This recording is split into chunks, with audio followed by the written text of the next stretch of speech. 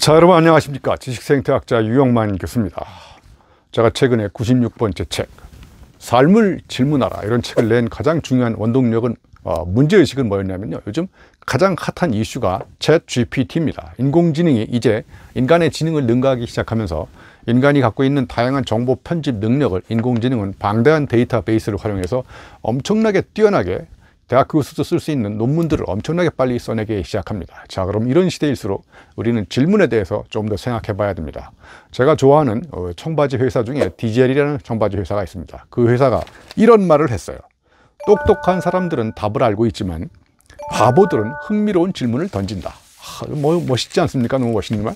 예, 그래서 이제 스마트한 사람들이 갖고 있는 엄청난 두뇌, 논리적인 사유 이런 것들은 인공지능이 엄청나게 빨리 따라잡지만 약간 멍청해 보이지만 엉뚱한 질문을 던지는 사람, 뜻밖의 질문을 던지는 사람, 이런 사람들일수록 이 챗 GPT 시대에 챗 GPT를 능가하는 그런 답을 만들어낼 수 있다고 저는 생각합니다. 자, 그래서 인간은 질문하고 기계는 대답합니다. 자, 그러면 기계가 대답할 수 없는 인간의 독특한 질문, 엉뚱한 질문, 틀에 박힌 질문을 넘어서서 뜻밖의 질문들을 던질 때 우리는 인공지능을 쩔쩔매게 만들 수 있고, 인공지능은 데이터베이스를 기반으로 사유하기 때문에 그 데이터베이스 안에 없는 데이터를 연결시킬 수 있는 능력은 아직도 부족하다고 생각합니다.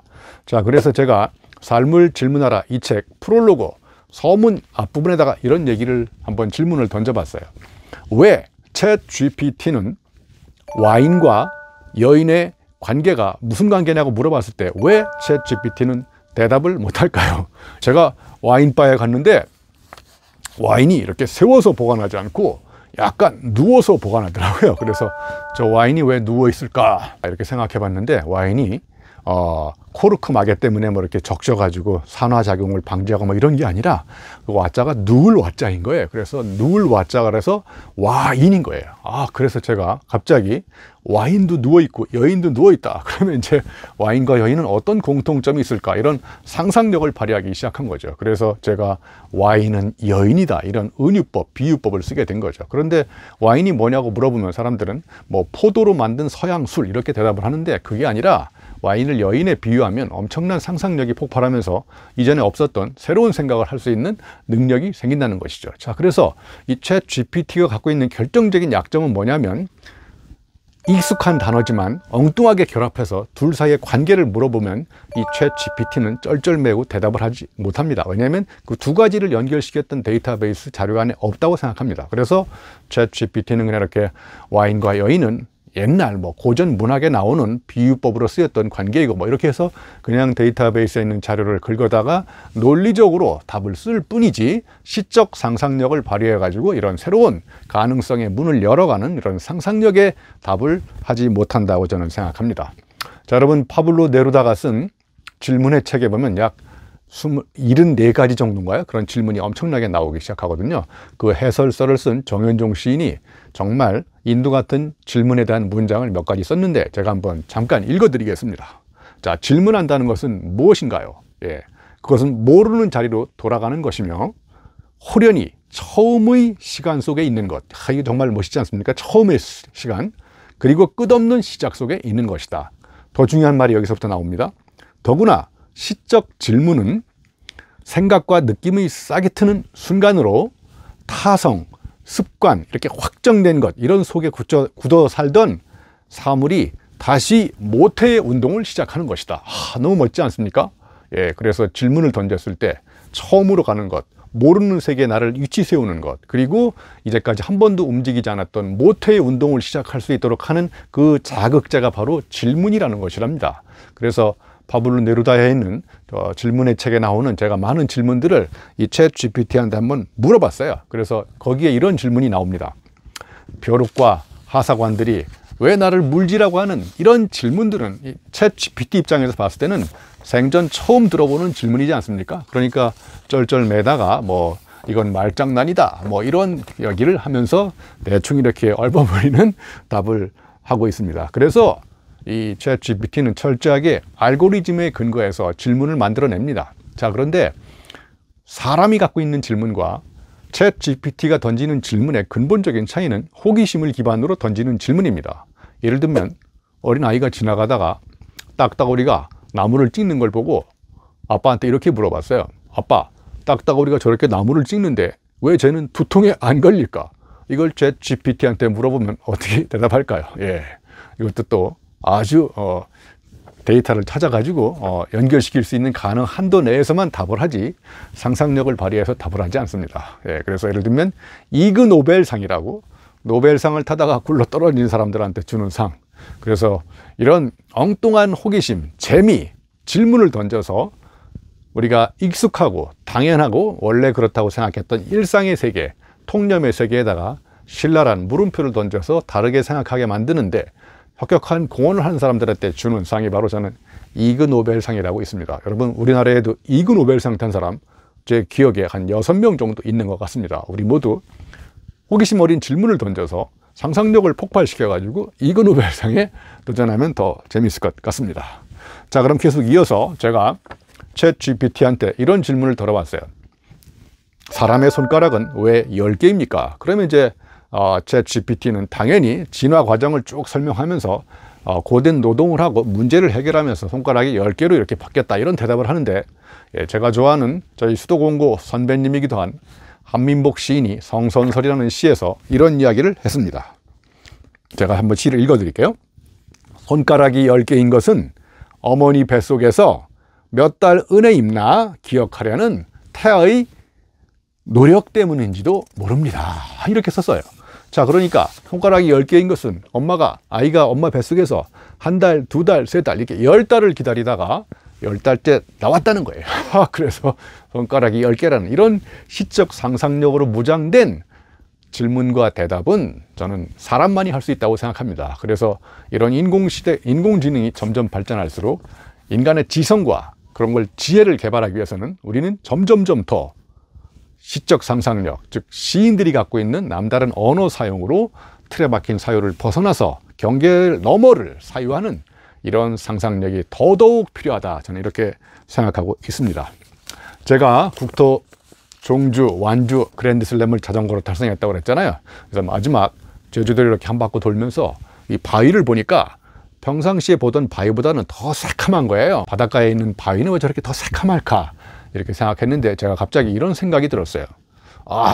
파도가 계속 밀려오지 않습니까? 그래서 바위가 파도한테 사랑을 고백한 거예요. 그런데 파도는 고백을 받아주지 않고 물 하얀 거품만 쏟아붓고 가는 거예요. 그래서 바위가 속이 새카맣게 탄 거예요.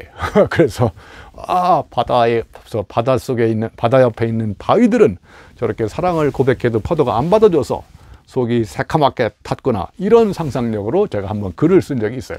그래서 제가 시적인 제목으로 이렇게 제목을 정했어요. 바다는 바위에게 술 한 잔 사주지 않았다. 제가 또 심심해서 챗GPT한테 물어봤어요. 바다는 바위에게 왜 술 한 잔 사주지 않습니까?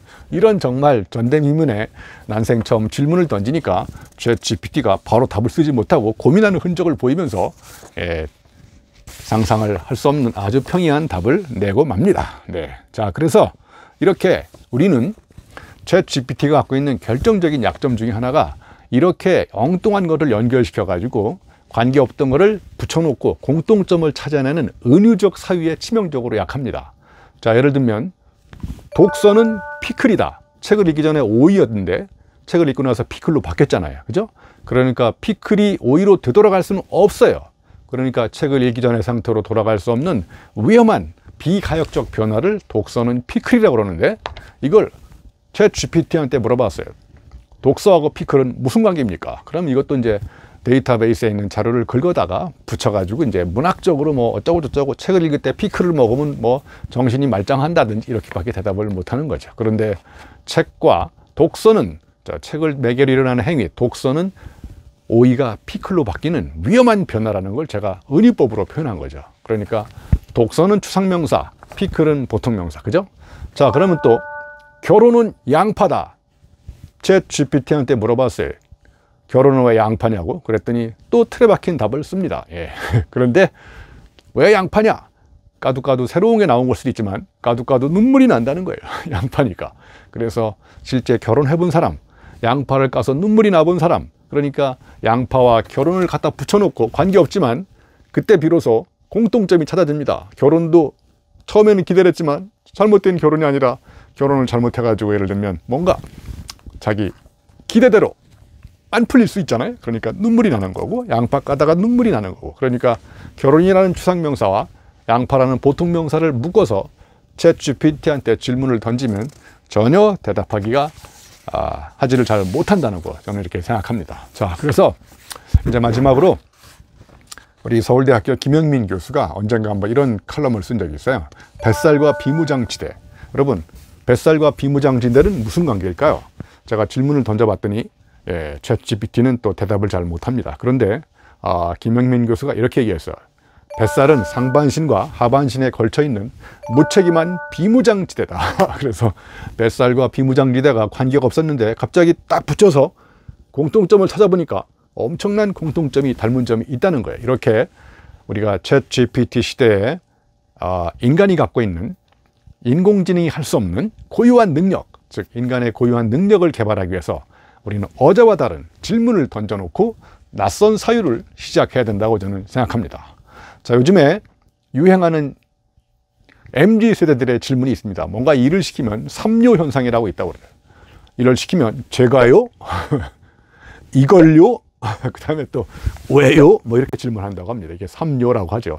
자, 이렇게 질문하는 이유도 맹목적으로 무조건적으로 뭔가를 일을 시키기보다는 당신이 이 일을 지금 이 시점에서 왜 해야 되는지, 그래서 이 일을 통해서 우리가 달성하고자 하는 바가 무엇인지를 분명하게 제시하지 않고 지시하면 이런 삼요라고 하는 질문을 던져서 상사들로 하여금 당황하게 만든다는 그런 재밌는 이야기도 있습니다. 아무튼 이 챗GPT 시대를 우리가 성공적으로 이끌어가기 위해서는 어제와 다른 질문을 던져놓고 그 낯선 질문 속에서 상상력을 잉태하는 이런 과정이 저는 우리 시대 인간이 가져야 될 가장 소중한 덕목이고, 인공지능과 구분해서 인간이 갖춰야 될 가장 고유한 능력이 아닐까, 이런 생각을 해봤습니다.